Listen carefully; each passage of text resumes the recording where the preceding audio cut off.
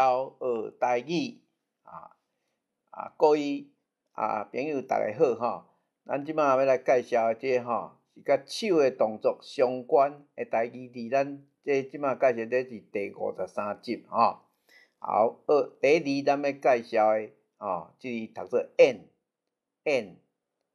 它是推倒的意思吼。咱比如讲，风甲电话条淹倒就是风将电线杆推倒了哈。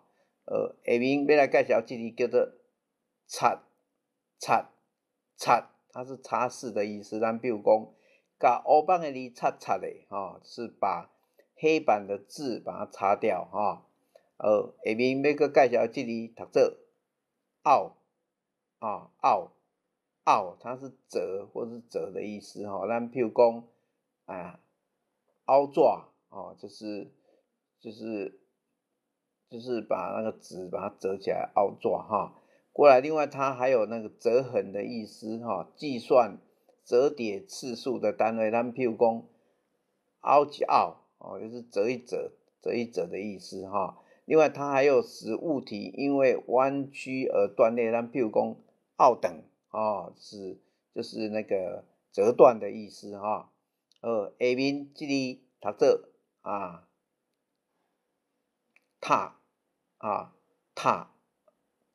它是拨动火苗，让它通风再燃烧。咱比如讲迄堆火要发去你紧去摕火眼来这个踏火就是那堆火要灭了，你赶快去拿火钳来拨动火苗让它再燃烧起来的意思哈。咱下面搁要介绍这字读做撒，它是狼吞虎咽的意思，指吃得很急很快。